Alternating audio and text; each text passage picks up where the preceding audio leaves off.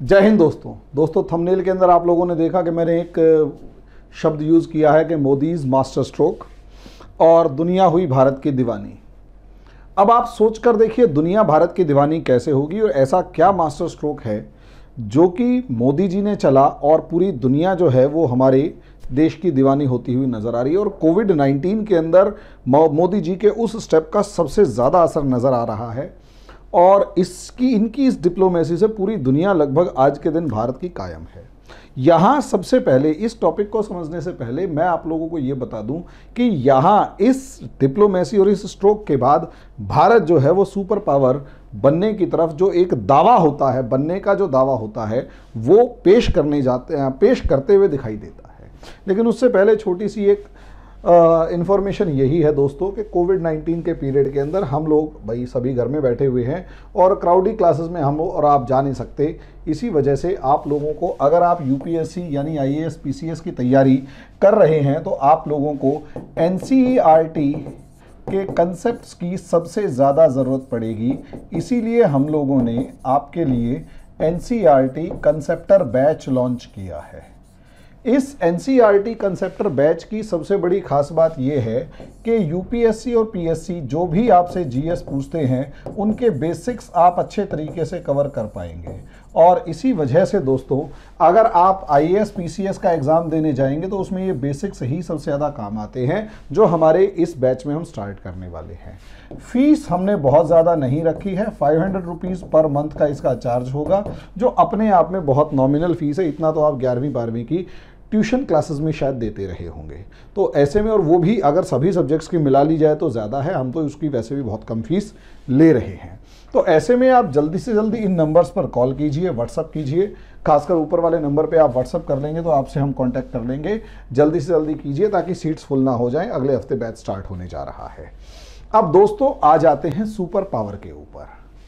अब super power की अगर आप बात करें तो जब आप वर्ड यूज करते हैं सुपर पावर का तो असलियत में वो सुपर पावर किस बिहाफ पर कहते हैं आप ये मुझे सोचकर बताइए। अगर मैं और आप सुपर पावर की बात करते हैं तो हमारे दिमाग में, एक आम आदमी के दिमाग में सुपर पावर की नाम पर हमारे को आज के दिन अमेरिका नजर आता है, चाइना नजर आता है। लेकिन सुपर पावर के दिमाग के ऊपर जैसे ही बात करते हैं तो हम उसमें इकोनॉमी की बात करते हैं कि भाई बहुत ज़बरदस्त पैसा है। उनके पास टेक्नोलॉजी की बात करते हैं कि असलियत में इनके पास टेक्नोलॉजी ज़बरदस्त लेवल पर है। उसके बाद हम उनके बारे में सबसे ज़्यादा इम्पॉर्टेंट तौर पर मिलिट्री स्ट्रेंथ के बारे में बात करते हैं कि असलियत में उनके पास जो फोर्स है, जो डिफेंस सिस्टम है, फोर्स है, वो कितनी ज़्यादा ताकतवर है या कितनी ज़्यादा मजबूत है। उसके इन तीन के बिहाफ पर एक आम आदमी कहता है कि वो सुपर पावर है कोई भी देश। अगर इन तीन स्ट्रेंथ्स में देखा जाए तो अमेरिका, चाइना, रशिया और इन सब जगहों पे फिट बैठता है। लेकिन कभी आप देखते हैं उस सुपर पावरों के अंदर भी जब 3-4 सुपर पावर्स हैं तो इन 3-4 सुपर पावर्स के अंदर भी कुछ चीज़ें ऐसी होती हैं जो कहीं ना कहीं एक सुपर पावर जीतती हुई नजर आती है या डोमिनेट होती है और दूसरी हार जाती है। इस सुपर पावर के पीछे का कुछ कंसेप्ट जरूर इनसे हटके भी होगा। जो अमेरिका जैसी सुपर पावर जो है वो जीत जाती है कोल्ड वॉर और बाकी दुनिया की दूसरी सुपर पावर्स रशिया हार जाता है।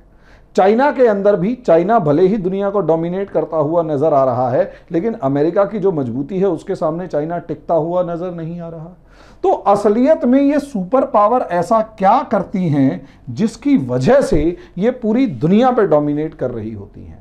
मैंने जो थंबनेल लगाया है मोदी जी का मास्टर स्ट्रोक वो बताऊंगा, उन्होंने क्या मास्टर स्ट्रोक चला वो बताऊंगा और उसकी वजह से भारत दुनिया के अंदर अपना डंका बजा रहा है वो भी बताऊंगा। लेकिन उससे पहले कुछ चीज़ें समझ लीजिए। तो दुनिया चल रही है, जिस पर दुनिया चल रही है और हमारे प्रधानमंत्री ने कौन सा स्ट्रोक चला है। यहाँ मेरी बायसनेस अगर आप लोगों को लगती है कि मैं इस गवर्नमेंट को सपोर्ट करता हूँ कुछ ऐसा, तो मेरा ऐसा कोई इरादा नहीं है। अगर मेरा देश कुछ अच्छा कर रहा है, अगर मेरे देश की सरकार कुछ अच्छा कर रही है तो उसकी तारीफ बनती है और अगर ये सरकार कहीं बुरा कर रही है तो उसकी बुराई बनती है। भाई सीधी सी बात है, इस सरकार का अगर एजुकेशन के ऊपर बजट और हेल्थ के ऊपर, हेल्थ के मामले में अगर बात की जाए तो मेरे मुंह से क्रिटिसिज्म निकलेगा, मैं इनका कभी सपोर्ट नहीं कर सकता, कभी सपोर्ट नहीं कर सकता। लेकिन फॉरेन पॉलिसी, सिक्योरिटी, डिफेंस, इसके मामले में मुझे लगता है कि ये सरकार प्रीवियस गवर्नमेंट से ज़्यादा अच्छा काम करती है। इकोनॉमी के मामले में मैं ज़्यादा सा संतुष्ट इनकी पॉलिसीज से नहीं रहता, और एजुकेशन सेक्टर के अंदर तो बिल्कुल भी नहीं। सोशल वेलफेयर स्कीम्स अच्छी हैं, लेकिन एजुकेशन और हेल्थ के नाम पर इनकी क्रिटिसिज्म करता हूं, और वो हमेशा होगा, ठीक है। लेकिन जहां फॉरेन पॉलिसी की बात आती है, मास्टर स्ट्रोक जो इनके हैं उनके ऊपर काउंट करने जा रहे हैं। पेशेंस रखिएगा और लास्ट तक सुनिएगा इस टॉपिक को, और हाँ, लाइक, सब्सक्राइब, शेयर वगैरह कर लेना यार, थोड़ा मोटिवेशन मिलता है। सुपर पावर आपके जाने यानी सामने अगर आप देखते हैं तो आपको ये पावर्स नजर आती हैं, लेकिन अनजाने अगर आप लोग देखेंगे ना दोस्तों, तो कहीं और कहानी है। और कहानी क्या है वो समझिए। और जो दूसरी कहानी है दोस्तों, वो ये है असलियत में, कि असलियत में वो हमारे साथ एक सॉफ्ट पावर डिप्लोमेसी भी खेलते हैं, जिनका हम अंदाजा नहीं लगा सकते, जिनका हम अंदाजा नहीं लगा सकते। और वो आज की नहीं है, वो डिप्लोमेसी तब से है जब से राइज ऑफ सुपर पावर होना शुरू हुआ है। Super powers in modern world, powers in modern worlds, आधुनिक दुनिया के अंदर अगर आप देखेंगे तो जब से आधुनिक दुनिया के अंदर सुपर पावर्स का कंसेप्ट आना शुरू हुआ है, और दूर दराज के इलाकों में जाकर, समंदर पार, दूसरे समंदरों में, 7 समंदर पार जाकर अपने साम्राज्य बसाने का जब से ट्रेंड शुरू हुआ है, तब से वहां डोमिनेंस इकट्ठा होना शुरू हो गया। सुपर पावर मतलब उन्होंने कुछ पॉलिसीज चलानी शुरू करी, उन पॉलिसीज को समझते हैं और उन पॉलिसीज के अकॉर्डिंग देखेंगे कि ये सुपर पावर्स किस तरीके से दुनिया को इंप्रेस करना शुरू करती हैं और दुनिया के माइंडसेट को अपने अकॉर्डिंग मैनिपुलेट करने की कोशिश करती हैं, और एक सुपर पावर दूसरी सुपर पावर जो उठती हुई खासकर हो या कमजोर हो, उसको कैसे उखाड़ के फेंक देती है। समझते हैं जरा। अगर आप यहां देखते हैं वर्ल्ड मैप के अंदर, तो दुनिया की 3 सबसे बड़ी सुपर पावर्स जो सबसे पहले इमर्ज होकर आई, वो थी सबसे पहले अगर सुपर पावर के इमरजेंस में होगा तो स्पेन, पोर्टुगल, बड़ी पावर के नाम पे फ्रांस, और तीसरा यूनाइटेड किंगडम। ये 3 यूरोपियन पावर्स हैं जिन्होंने दुनिया के अंदर अपना डंका बजाया और दुनिया को इंप्रेस किया। तो यहां अगर आप देखेंगे तो सबसे पहले अगर आप स्पेन को देखो, तो स्पेन और पोर्टुगल के अंदर स्पेनिश लैंग्वेज बोली जाती है, समझे। लेकिन यहां भाई लैटिन लैंग्वेज, लेकिन अगर आप यहां से शुरू हो जाएं पूरे की पूरी इस इलाके के अंदर, तो यहां पर स्पेनिश और पोर्टुगीज दोनों सेम ही हैं, बहुत ज़्यादा डिफरेंस नहीं है, जैसे हिंदी और पंजाबी या हिंदी गुजराती या हिंदी मराठी ऐसा है। स्पेनिश और पोर्टुगीज यानी इन्होंने लैंग्वेज को वेपन बनाया, भाषा को वेपन बनाया, भाषा को हथियार बनाया, और इतने बड़े इलाके के ऊपर अपना कब्जा जमा लिया। आज भी इन देशों में सबसे बड़ा इंप्रेशन अगर कहीं का है, वो तो स्पेन और पोर्टुगल खुद कमजोर हो गए, वरना जब तक स्पेन और पोर्टुगल ताकतवर थे, इन देशों के अंदर ब्रिटेन, फ्रांस, यहां तक कि अमेरिका भी एंट्री नहीं कर पाया, क्योंकि लैंग्वेज, भाषा, इन लोगों को वो भाषा सिखा दी कि उस भाषा के दम पे स्पेनिश बोल के या पोर्टुगल बोल के ये लोग अपने आप को स्पेन के ज्यादा करीब मानते थे। इसी तरीके से दूसरा अगर एग्जाम्पल देखा जाए तो फ्रांस का, अगर आप यहां पर फ्रांस को देखोगे तो फ्रांस की डिप्लोमेसी कौन सी कम है। यहां पर फ्रांस जो है दुनिया में आपको पता है रशिया के बाद सबसे बड़ा जो क्या नाम है एक्सक्लूसिव इकोनॉमिक जोन जो समंदर में होता है, वो फ्रांस का है। फ्रांस का स्प्रेड आपको अलग अलग मिलेगा। अगर आप देखेंगे तो यहां फ्रेंच गोयना, फ्रेंच बोली जाती है। यहां अगर आप देखेंगे अफ्रीका के अंदर अगर सबसे ज्यादा बोली जाने वाली भाषा है तो वो फ्रेंच है। अल्जीरिया से लेकर, माली से लेकर, नाइजीरिया से लेकर, बुर्किना फासो से लेकर, ये सारे जितने भी देश हैं मैक्सिमम फ्रेंच, ये खासकर ये वाले देश फ्रेंच बोलते हुए नजर आते हैं। मैक्सिमम देश फ्रेंच बोलते हुए पूरा अफ्रीकन कॉन्टिनेंट का बड़ा इलाका फ्रेंच कॉलोनी था। फ्रेंच कॉलोनी उन फ्रांस के लोगों को कॉलोनी बना लिया, अपना गुलाम बना लिया, लेकिन साथ साथ उनको फ्रेंच सिखा दी। आज के दिन अगर इन लोगों को देखोगे तो ये पूरे का पूरा जो इलाका है ये अपने आप को फ्रांस के ज्यादा करीब समझता है, और वो फ्रांस के इतना करीब समझता है अपने आप को फ्रांस के इतना करीब समझता है कि यहाँ के लोगों की सबसे ज़्यादा जो लगाव है वो फ्रांस के साथ है। खाने पीने से लेकर कंपनियों के बिजनेस तक हर चीज़ फ्रांस के साथ है। यही चीज़ अमेरिका के साथ है, यही चीज़ ब्रिटेन के साथ है। अगर आप ब्रिटेन को देखोगे, यूनाइटेड किंगडम को देखोगे कि तो दुनिया के 51% हिस्से पर ब्रिटेन ने यानी यूनाइटेड किंगडम ने कब्जा किया या उस पर राज किया, तो आप देख सकते हैं ना यूनाइटेड किंगडम क्या बोलता है, इंग्लिश। तो इस इंग्लिश को बोलने वाले अगर बड़े इलाके को देखेंगे तो कनाडा और अमेरिका को आप कैसे भूल सकते हैं? यस, कनाडा अमेरिका को कैसे भूल सकते हैं? इसके बाद इजिप्ट से लेकर Saudi Arabia, Syria, Iraq, Yemen, Oman, Iran तक लेकर यहां पर भी इंग्लिश का डोमिनेंस है और किसी दूसरी भाषा का डोमिनेंस थोड़ा है। अगर आप यहां पाकिस्तान, इंडिया, बांग्लादेश और बर्मा को देखेंगे, इंग्लिश नजर आएगी, भाषा का इंफ्लुएंस था। वियतनाम में फ्रेंच नजर आएगी, थाईलैंड, मलेशिया, इंडोनेशिया, फिलीपींस, यहां तक कि ताइवान, हांगकांग, मकाओ, ऑस्ट्रेलिया, ये पूरा इलाका और न्यूजीलैंड तक इंग्लिश। सोच कर देखिए, भाषा, इन्होंने भाषा को दुनिया के देशों, दुनिया के लोगों से जुड़ने का हथियार बनाया और अपनी भाषा, लैंग्वेज, इन्होंने लैंग्वेज और साथ में कल्चर, इन दोनों चीजों को हथियार बनाया। यस, पैंट शर्ट पहनने वाला पढ़ा लिखा, coat pant suit boot tie लगाने वाला पढ़ा लिखा, पता लगा ब्रिटेन में हर बंदा पढ़ा लिखा।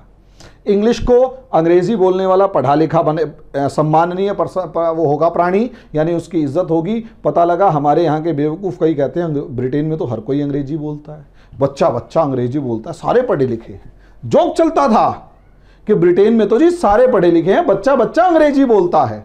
सोचकर देखिए कितना बेवकूफाना जोक रहा होगा। वो ब्रिटेन की तारीफ कर रहा है, अपना मजाक उड़ा रहा है, लेकिन ऐसा था। उन्होंने कल्चरली दिमाग के ऊपर ऐसा, तभी तो सुपर पावर है।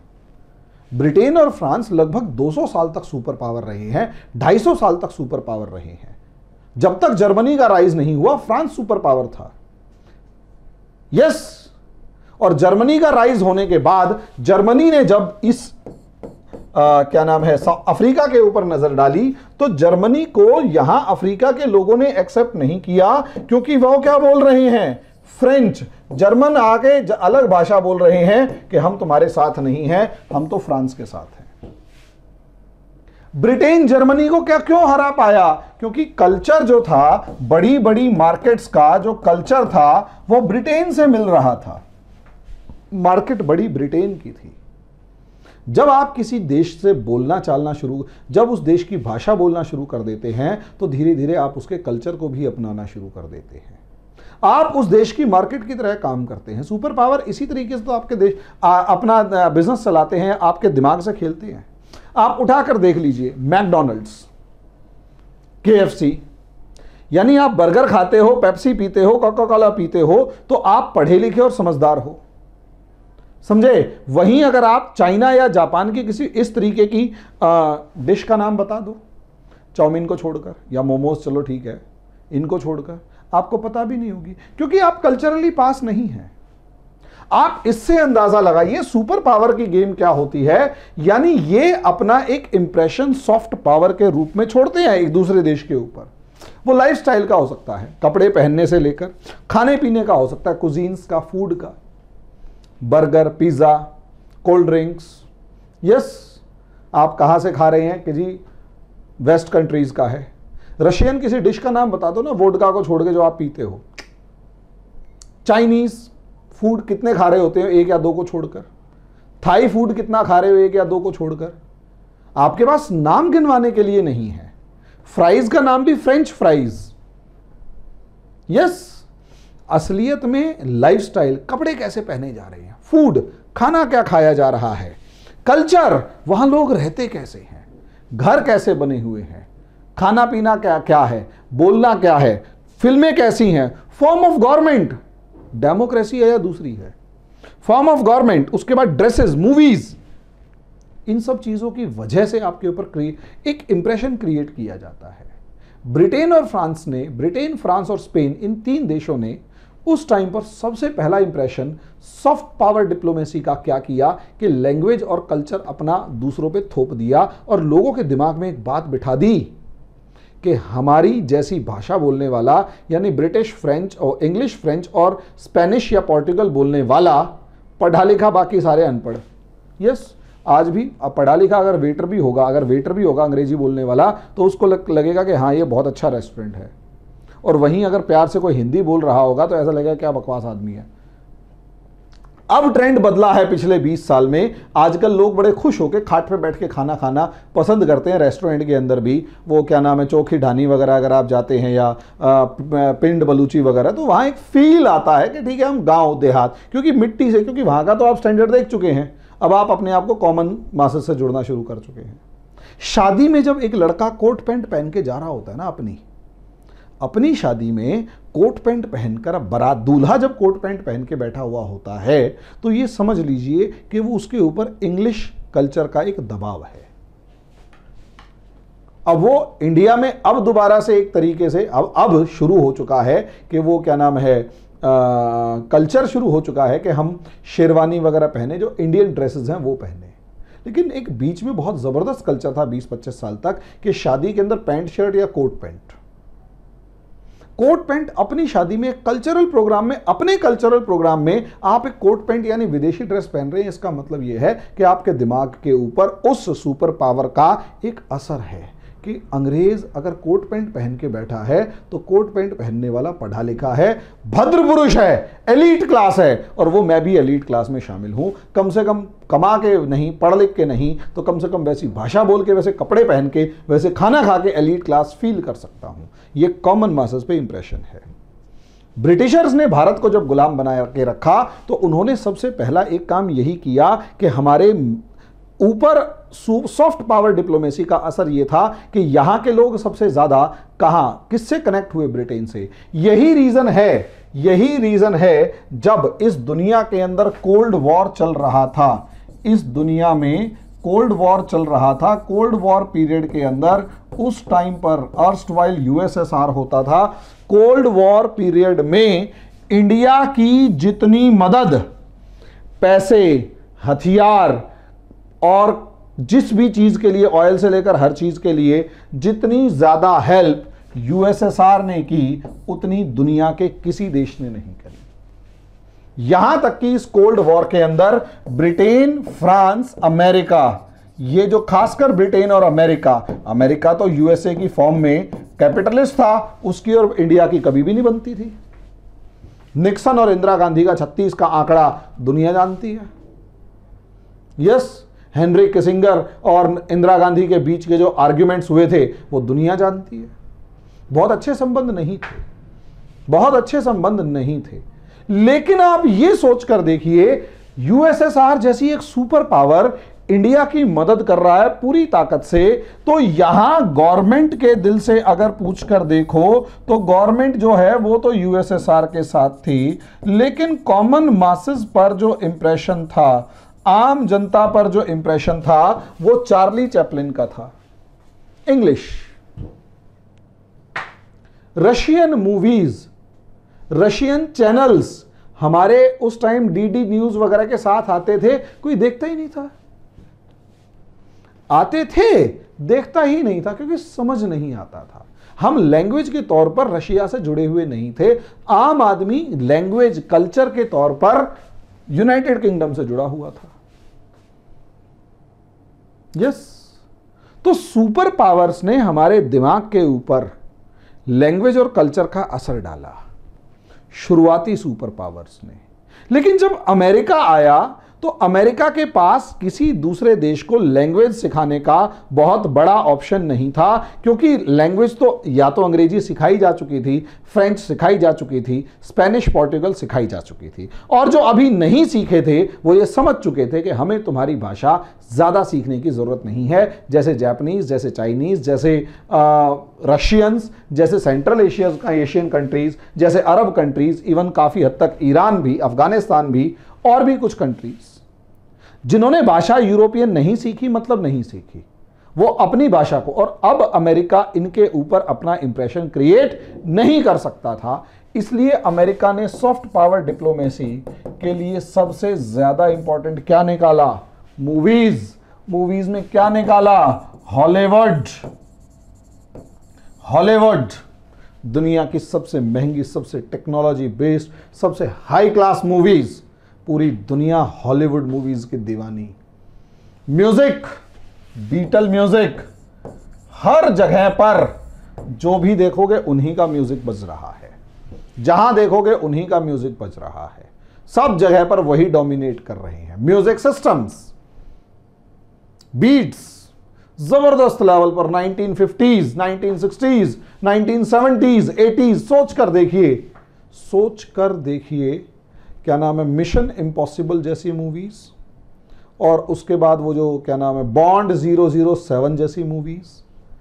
शायद बॉन्ड 007 की बहुत ज़्यादा क्या नाम है सीरीज बन चुकी है, मुझे एक्चुअली बहुत ज़्यादा समझ में नहीं आती मूवीज़, लेकिन सुना है कि बहुत सारी उसकी वो पार्ट्स आ चुके हैं और कई हीरो चेंज हो चुके हैं।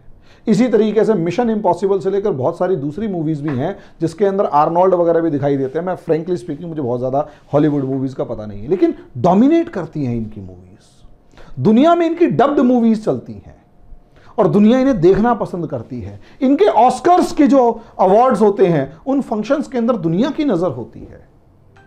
यह कल्चरल डोमिनेंस है, कल्चरल डोमिनेंस। हर आदमी अमेरिका जाना क्यों पसंद कर रहा है? क्योंकि उनका लाइफस्टाइल, जीने का तरीका जो मूवीज में दिखाई दे रहा है, दुनिया उसके पीछे पागल है, दीवानी है। यही तो कारण है ना, दुनिया चाइना जा रही है बिजनेस करने, रहने के लिए पहली प्रेफरेंस कौन? China, Europe. Lifestyle, government, democracy है, आप जब मर्जी झंडे डंडे बैनर लेके खड़े हो सकते हैं। चाइना में खड़े हो रहे थे हांगकांग वाले, कहाँ गए, गायब हो गए, पता नहीं लगा। पूरी क्या नाम है, शिंजियांग को उड़ा के रख दिया है, कोई कुछ नहीं बोल पा रहा। और मजे की बात यह है, चाइना से कहीं ज्यादा वायलेंस अमेरिका करता है, लेकिन उसका दुनिया के ऊपर कल्चरल डोमिनेंस इतना ज्यादा है, सांस्कृतिक प्रभाव इतना ज्यादा है कि वो अगर किसी से लड़ भी रहा है, उसे मार भी रहा है, उसको साथ में ये कह देता है कि टेररिस्ट है इसलिए मार रहा हूं, और पूरी दुनिया भरोसा कर लेती कि हाँ, क्योंकि अमेरिका ने अपने हॉलीवुड मूवीज में हीरोज के थ्रू अमेरिकन्स का एक इंप्रेशन ऐसा क्रिएट कर दिया कि Americans are warrior against devil, कि वो दुनिया के अंदर जो डेविल है, जो दुश्मन है, जो भूत है, उससे लड़ने में सबसे आगे है। इसलिए हमारे को इस पर बिलीव करना चाहिए, गजब, बिलीव करना चाहिए। ये अमेरिकन्स के ऊपर लोगों का असर है, अमेरिकन्स का आम आदमी पर असर है।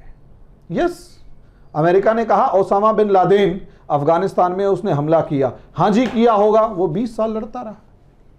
तालिबान टेररिस्ट है, हां है, दुनिया मानती है। उसने कहा इराक के अंदर बायो वेपन्स हैं, पूरे इराक वार के अंदर बायो वेपन्स नहीं मिले, 10 साल तक लड़ाई जब तक बंद नहीं हुई तब तक बायो वेपन्स नहीं मिले, लेकिन उसने एक बार कहा बायो वेपन्स मिले, यानी हैं, मान लिया। क्योंकि ये इसलिए आम आदमी के दिमाग में भी, क्यों? क्योंकि ये इंप्रेशन क्रिएट करता है कल्चर का। मिसाइलों से लोग दुनिया के बहुत बड़े बड़े ग्रुप्स को खत्म कर रहा है, दुनिया में कोई कुछ नहीं बोल रहा उसके खिलाफ। इंप्रेशन है अमेरिका का दुनिया के ऊपर, दुनिया के ऊपर अमेरिका का प्रभाव है, और गजब प्रभाव है। इसी प्रभाव का तो फायदा उठाता है, इसी इंप्रेशन, इसी प्रभाव का फायदा उठाया जाता है। Soft power diplomacy. जापान ने डोमिनेट किया किस चीज से? टेक्नोलॉजी से, अपनी high end technology, high level technology. Yes, Japan के बारे में एक जोक चलता था, Japan emerged as a super power, at least economic super power. Korea economic super power. Japan के बारे में एक जोक चलता था कि किसी कंपनी ने टीवी के या कुछ ऐसे ही इलेक्ट्रॉनिक इंस्ट्रूमेंट के 10,000 पीसेस का ऑर्डर दिया और उसमें यह कहा कि 10,000 में से 1 या 2 पीसेस खराब होने चाहिए,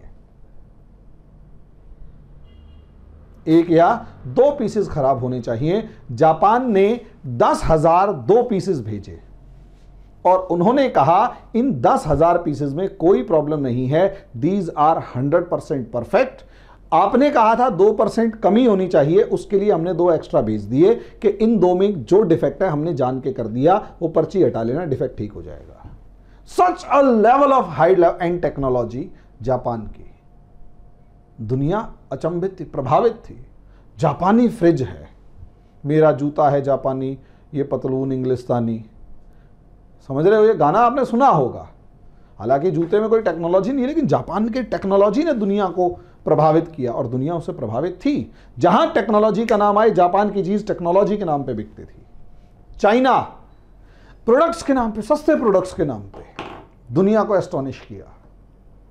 अब आप सोचकर देखिए, चाइना ने सस्ते प्रोडक्ट्स और हर चीज के नाम पर दुनिया को प्रभावित किया। सस्ती चीजें, जो फोन एप्पल का मेरे ख्याल से 30-40 हजार रुपए का, 15-20 आता होगा कुछ भी, जो एक महंगा फोन आता है, उसी क्वालिटी वाला एक फोन चाइनीज कंपनी उसकी 1/3 कीमत पे दे रही है।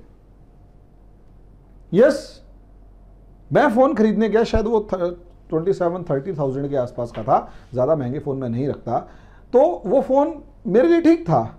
वो फोन खरीदने गया, मुझे अल्टरनेट दिखाया कि सर ये ओप्पो और वीवो का, सैमसंग का फोन जो 27-30,000 के आसपास का था, ओप्पो और वीवो का वही फोन, उसी same feature, same quality, even camera quality उनकी ज्यादा बेटर।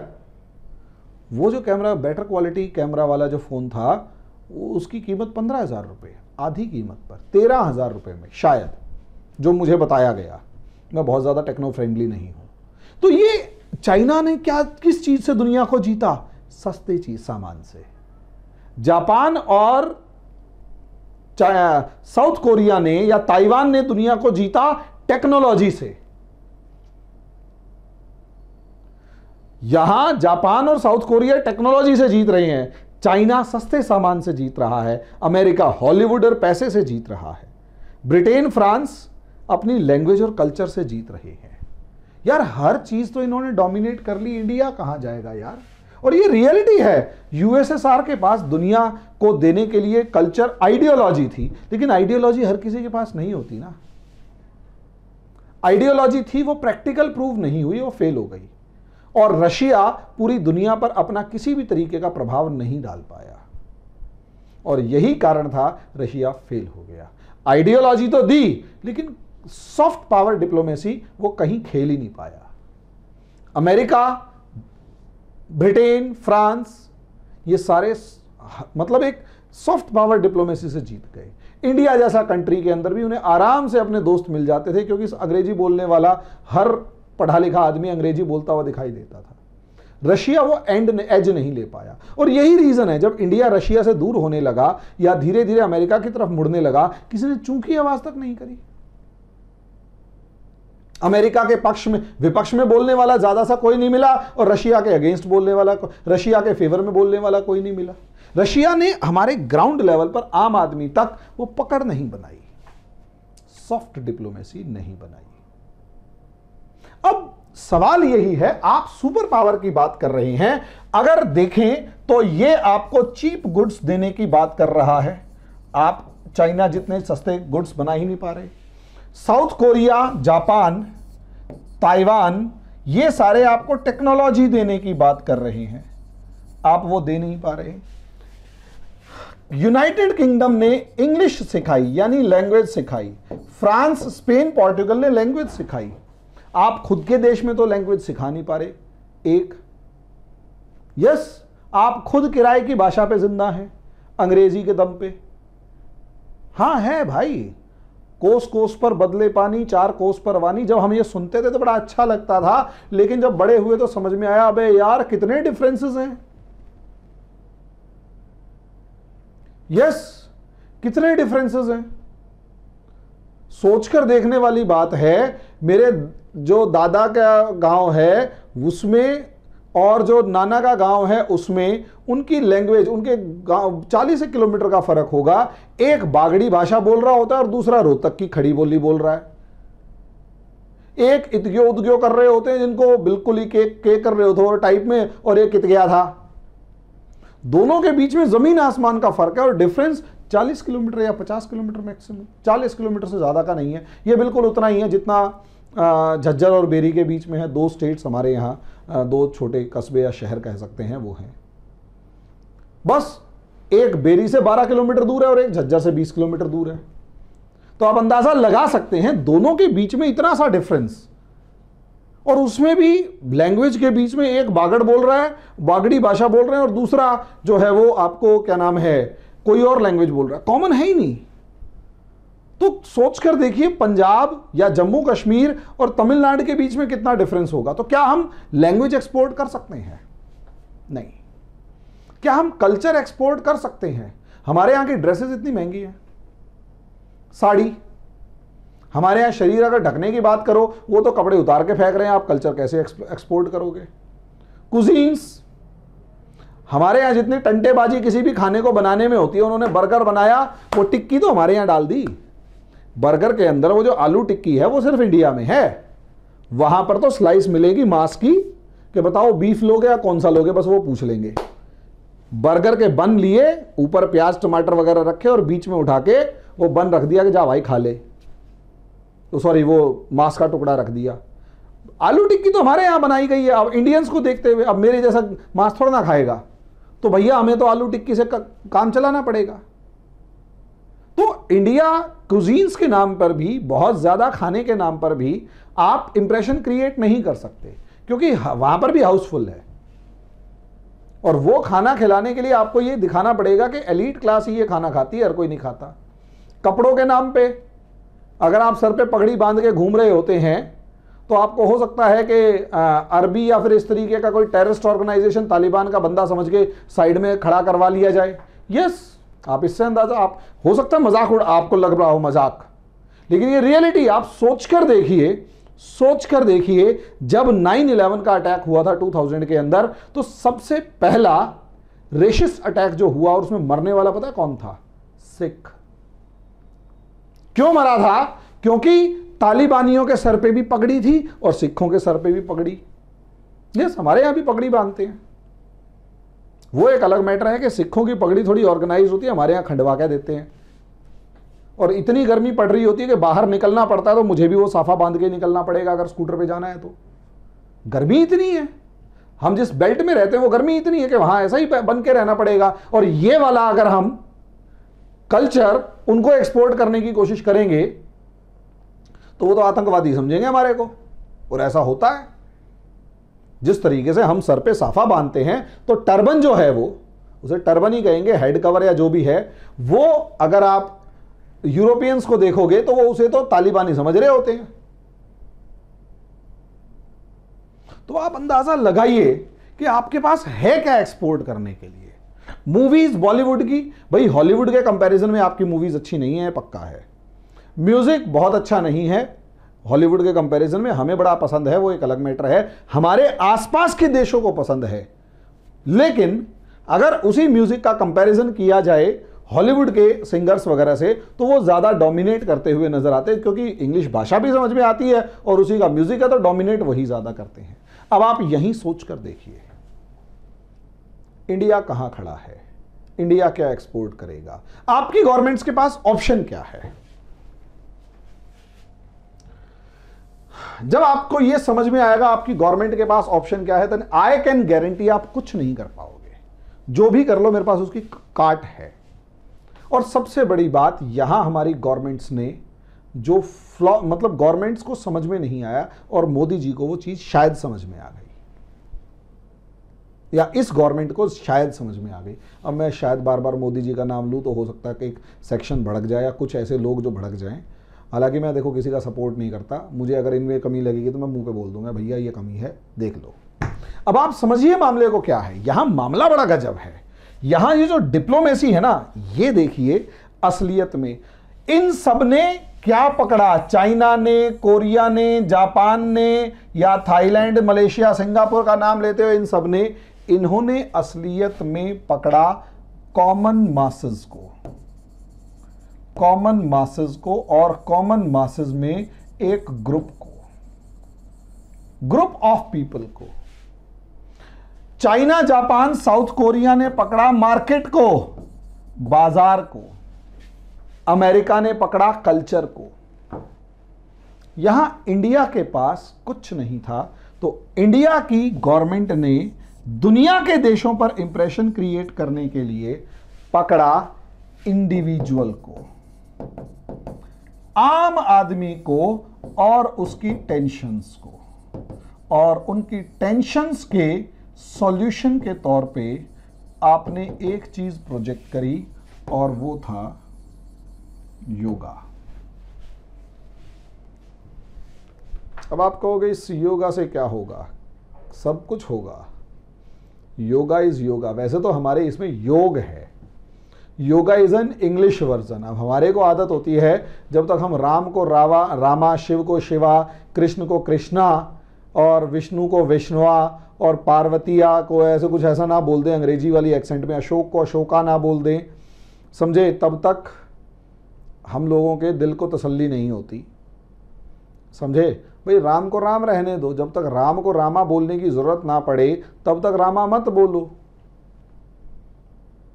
यस, ए लगाने के बाद, इंग्लिश एसेंट आने के बाद हम उसे अंग्रेजी वर्जन में पढ़ते हैं तो वो गलत है।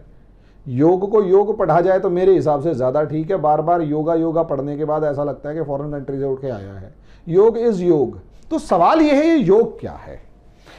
योग असलियत में इंडिया का एक पॉजिटिव एक्सपोर्ट है पूरी दुनिया के लिए। और जब हमारे, भाई ऑब्वियस सी बात है, पूरी दुनिया परेशान है कंपटीशन के अंदर। कैपिटलिज्म का जब डोमिनेंस आया तो पूरी दुनिया को लगा कि अब हमें कंपटीशन करना पड़ेगा। और कंपटीशन किस चीज का है? कि हमें सर्वाइवल के लिए कंपटीशन करना पड़ेगा। इंडिविजुअलिज्म बढ़ा, इंडिविजुअलिज्म बढ़ा, और इंडिविजुअलिज्म यानी क्या नाम है, व्यक्तिगत मामला जो था, एकलवाद बढ़ा, जिसकी वजह से लोनलीनेस बढ़ी, यानी एकाकीपन बढ़ा, जिसकी वजह से प्रेशर और ज्यादा बढ़ता चला गया, यानी आम आदमी जो है वो स्ट्रेस और स्ट्रेन में रहने लगा। यही आपकी सॉफ्ट पावर डिप्लोमेसी है। पूरी दुनिया इस चीज की दीवानी होती हुई अब नजर आ रही है। इसमें कोई जिम तो जाना नहीं है, इसमें आपको पैसे इन्वेस्ट नहीं करने, इसमें आपको खर्चा नहीं लेना। आप YouTube से देख के कर सकते हैं, किसी भी तरीके से, कहीं पर भी, और कोई सिस्टम नहीं है। चटाई है तो ठीक है ना, वरना जमीन पे कर लो। ये जो डिप्लोमेसी है, ये आपकी डिप्लोमेसी का मास्टर स्ट्रोक है। ये आप कहोगे ये मास्टर स्ट्रोक कैसे है? हाँ, है मास्टर स्ट्रोक। आपने जो योगा प्रोवाइड किया, इस योग की वजह से आम आदमी को आज के मॉडर्न लाइफस्टाइल में जो भी प्रॉब्लम्स फेस करनी पड़ रही थी, उन प्रॉब्लम्स के अंदर सबसे बड़ी प्रॉब्लम है स्ट्रेस, दबाव। वो आम आदमी इस भागा दौड़ी के अंदर अपने आप को भूल चुका है। और क्योंकि वो आम आदमी इस भाग दौड़ के अंदर अपने आप को भूल चुका है, अपने सिस्टम्स को भूल चुका है, तो ऐसी सिचुएशन में वो आदमी कभी भी लाइफ को एंजॉय नहीं कर पा रहा। डाइजेस्टिव प्रॉब्लम्स हैं, blood pressure, sugar, kidney, liver, stress, mental stress, psychological, पता नहीं क्या क्या। दुनिया दवाइयों पे जिंदा है। आपने उसे कहा कि आपने कुछ नहीं करना, जस्ट फोकस्ड ब्रीदिंग करनी है, प्राणायाम करना है, सांस अंदर सांस बाहर। आपने उसे कहा थोड़े से हाथ ऐसे हिला लो, थोड़े से कुछ पोस्चर्स बना लो, आपकी बॉडी फिट एंड फाइन रहेगी, एनर्जेटिक रहेगी। लोगों ने शुरू में मजाक उड़ाया होगा, लेकिन असलियत में 2014, exact date is 11 December 2014। This was the date, ये वो दिन था जब यूनाइटेड नेशन ने 21 जून, जो longest day of the world, longest day in northern hemisphere, उत्तरी गोलार्ध में सबसे बड़ा दिन होता है, उस दिन को योग दिवस के रूप में बनाना स्वीकार किया। और उसे इंटरनेशनल योगा डे बताया। और सोचकर देखिए, इंटरनेशनल योगा डे बनने के बाद सबसे बड़ा दुनिया में इंप्रेशन ये गया कि अभी तक जो योगा हमारे संत महात्मा ऋषि मुनिया जो भी दुनिया के अलग अलग देशों में गए उस योग का प्रचार प्रसार कर रहे थे, अब उसे इंटरनेशनल रिकॉग्निशन दिलवा दी गई। अभी तक लोगों को इतना नहीं पता था कि योग क्या है, हालांकि पता था, लेकिन एकदम से जो ग्रोथ मिली वो यूनाइटेड नेशंस के रिकॉग्निशन के बाद मिली। अब पाकिस्तान जैसे देश, अफगानिस्तान जैसे देश, इवन ईरान, सऊदी अरेबिया जैसे देशों में अगर प्राणायाम हो रहा है, पाकिस्तान में तो नहीं होना चाहिए ना, क्योंकि वो तो एक इस्लामिक कंट्री को घोषित कर रहा है और इंडिया का दुश्मन है, वो तो योग बनाएगा ही नहीं। अगर उनकी मस्जिदों में योग करवाने की बात सोच रही हो, चल रही हो और हो रहा हो और वहां से फोटोग्राफ्स आ रही हो, तो सोचकर देखिए कितनी पॉजिटिव एक्सपोर्ट है। आप कहोगे इसका असर क्या है? बिल्कुल असर है, बिल्कुल असर है। जब जब योग की बात होती है कि योग कहां से आया, तो कोई भी दावा करेगा उसमें सबसे पहले बोला जाएगा इंडिया से आया। और यही कारण है नेपाल के अंदर चाइना के जो एक पपेट प्रधानमंत्री हैं केपी शर्मा ओली, अब वो क्या दावा कर रहे हैं कि योग इंडिया ने नहीं दिया, योग तो नेपाल ने दिया है। क्यों? क्योंकि वो असलियत में चाइना के हाथों में खेल रहे हैं और अब इंडिया की जो सॉफ्ट पावर डिप्लोमेसी डोमिनेट कर रही है और चाइना 10 बिलियन डॉलर, सोच के देखिए 10 बिलियन डॉलर, 10 बिलियन डॉलर 2020 में खर्च किए सिर्फ इसलिए ताकि उसकी जो पूरी दुनिया में इमेज खराब हो गई है उसे सही करे। और इंडिया को अपनी इमेज चमकाने के लिए 1 रुपया खर्च नहीं करना पड़ा, क्योंकि हर डॉक्टर ने कोविड होने के बाद, कोविड-19 का इन्फेक्शन होने के बाद जो पोस्ट कोविड ट्रीटमेंट है उसमें हर डॉक्टर ने यह कहना शुरू कर दिया कि आप फोकस्ड ब्रीदिंग करो। अब आदमी फोकस्ड ब्रीदिंग कर रहा होता है, जैसे ही फोकस्ड ब्रीदिंग सर्च करेगा तो सबसे पहले उसे योग करता हुआ बंदा दिखाई देगा। It's just breathe in breathe out, it is focused breathing, pranayama, anulom vilom and all. किसका इंप्रेशन क्रिएट हुआ? इंडिया का। What India exported, what China exported? Covid.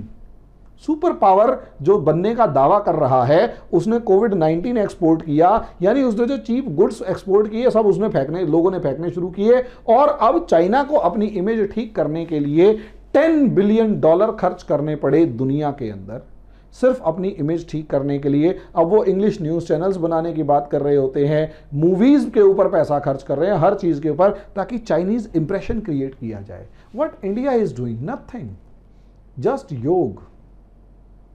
Yes, योग। कोविड-19 के बाद लंग्स खराब हो गए हैं, सही करने हैं, योग करो।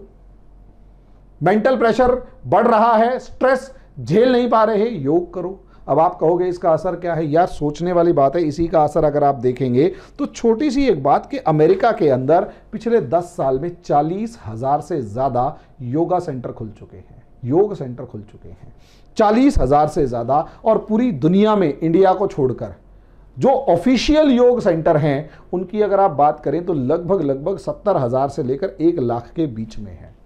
और इनका टर्नओवर, दुनिया की आदत है कि वो वैसे किसी भी चीज़ को काउंट नहीं करती, वो टर्नओवर से काउंट करती है कि असलियत में इससे पैसा कितना बना या पैसा कितना निकला। तो आंसर अगर आप मोटे तौर पर देखेंगे तो इस योग जो आजकल एक बिजनेस का रूप ले चुका है, इसका टोटल ग्रोथ रेट है 11.7%। और मज़े की बात है, इन्वेस्टमेंट कुछ भी नहीं है, तब भी ग्रोथ रेट 11.7%। किसी टाइम पर लोग जिम जा रहे होते थे, जिम्नेशियम खुल रहा था, किसी टाइम पर लोग एरोबिक्स के लिए एरोबिक्स जा रहे होते थे, अब योग सेंटर्स खुलने लग रहे हैं। जब योग सेंटर खुलने लग रहे हैं और उसके अंदर 1 रुपया किसी ने इन्वेस्ट नहीं करना, कोई इन्वेस्टमेंट नहीं है, कोई इसकी वो क्या नाम है, इसे क्या कहेंगे, कोई इसका कॉपीराइट नहीं है, जो मर्जी करवा सकता है, बिजनेस बढ़ रहा है। और यहाँ सिर्फ अगर योगा सेंटर्स के ऊपर बात कर रहे हैं, इसके अलावा मैट से लेकर दूसरे अगर इंस्ट्रूमेंट्स की अगर बात करें तो इसका जो टोटल एक्सपेक्टेशन है, अभी योग एक इंडस्ट्री बन चुका है जिसका जो वर्थ है वो है 88 बिलियन डॉलर। और ये एक्सपेक्टेशन है कि 2025 तक ये 250 बिलियन डॉलर का बिजनेस हो चुका होगा। और उसमें 130 बिलियन डॉलर और जोड़ दो अगर उसमें मैट और दूसरे इंस्ट्रूमेंट जो योग के लिए योग करने के लिए होते हैं वो सारे के सारे अगर जोड़ दिए जाएं, तो अंदाज़ा आप खुद लगा सकते हैं कि कितना हाई लेवल इन्वेस्टमेंट या हाई लेवल इंडस्ट्री बन चुकी है। और ये किसने दिया? इंडिया ने दिया। तो यहां ये इंडिया की सॉफ्ट पावर की विक्ट्री है। It is the victory of soft power of India, soft power diplomacy. This is the master stroke ना। और क्या था? सोच कर देखिए, अगर आप ये ना करवा रहे होते, दुनिया क्लेम थोड़ा ना कर रही होती। वो कर रहे होते लेकिन क्लेम ना करते। उसको मार्केटाइज, उसकी मार्केटिंग करना एक छोटा सा स्टेप कि हम दुनिया को कुछ दे रहे हैं और हम उस आम आदमी को देंगे जो इस कैपिटलिज्म की दुनिया के अंदर, इस पूंजीवादी दुनिया के अंदर स्ट्रेसफुल जीवन जी रहा है, दबाव में है। उस दबाव में जो आदमी है उसको हम कुछ ना कुछ देंगे और वो ये है मास्टर स्ट्रोक। आज दुनिया के अंदर सोच कर देखिए, कोविड-19 में जहां चाइना को गालियां पड़ रही हैं, इंडिया को 1 रुपया खर्च नहीं करना पड़ रहा और आराम से इसकी सॉफ्ट पावर डिप्लोमेसी आगे बढ़ रही है। और जितना ज्यादा बूस्ट कोविड-19 पीरियड के अंदर योग और इंडिया के नाम को मिला है, इतना आज तक कभी नहीं मिला। इसीलिए मैंने कहा ये मोदी जी का एक मास्टर स्ट्रोक किसी टाइम पर चला, जो एक काम चला, जो आज के दिन मास्टर स्ट्रोक की तरह दिखाई दे रहा है। और world is dancing on India's tunes. योग के वजह से, योग की वजह से दुनिया जो है वो भारत की दीवानी है। हो सकता है इसमें बहुत सारे क्रिटिसाइज करें कि सर आप ये कैसे कह सकते हैं, उससे पहले भी लोग योग कर रहे थे। मैं इसमें गलत नहीं कह रहा, दुनिया में उससे पहले भी खूब योग होता था, लेकिन असलियत में उसे ब्रांड बना देना और रिकॉग्निशन दिला देना, भाई सीधी सी बात है, हल्दी की कोई प्रॉब्लम नहीं है, लेकिन हल्दी को एक क्या नाम है, दवाई की तरह प्रोजेक्ट करने के लिए जो ब्रांडिंग चाहिए वो करना सबसे इंपॉर्टेंट होता है। उसका इंप्रेशन अलग होता है और यही इंप्रेशन यहां क्रिएट किया गया, इसीलिए इसे मास्टर स्ट्रोक कहा जाएगा। और इस मास्टर स्ट्रोक ने आज चाइना जैसी पावर, सोच कर देखिए, चाइना जैसी पावर दुनिया के अंदर अपनी इमेज बिल्डिंग के लिए करोड़ों रुपए, करोड़ों डॉलर्स खर्च कर रही है और इंडिया 1 रुपया खर्च नहीं कर रहा, फिर भी इमेज बिल्ड रही है। तो ये मास्टर स्ट्रोक ही है। हींग लगे ना फिटकरी, रंग चोखा चोखा, दुनिया का वैसे ही नाम हो गया। और उसी की वजह से आज के दिन एक ट्रस्ट बढ़ता है। आम आदमी में इंडिया का ट्रस्ट बढ़ा, और जब आम आदमी में इंडिया का ट्रस्ट बढ़ेगा तो गवर्नमेंट्स के ऊपर ऑटोमेटिकली प्रेशर होगा कि इंडिया का सपोर्ट किया जाए। इंडिया की पॉजिटिव अप्रोच हो गई ना। यस, एक सिंपैथी अपने आप जनरेट हो जाती है कि यार ये योग करके अगर मैं खुश हुआ तो जहां से आया है वहां के लोगों को समस्या नहीं होनी चाहिए। ऐसा एक इंप्रेशन, हल्का फुल्का सही, लेकिन एक सिंपैथी डेवलप होती है और ये फायदे में गई है। और ये एक सुपर पावर की तरफ एक कदम बढ़ाने की निशानी है कि आपने दुनिया को कुछ ना कुछ दिया। और जिस तरीके से हम 2014 से 19 के बीच में सुनते थे या 20 तक भी सुनते थे कि हमने दुनिया को योग दिया, और आज वो दुनिया योग का फायदा उठा रही है। धन्यवाद। सुपर पावर की एक निशानी है।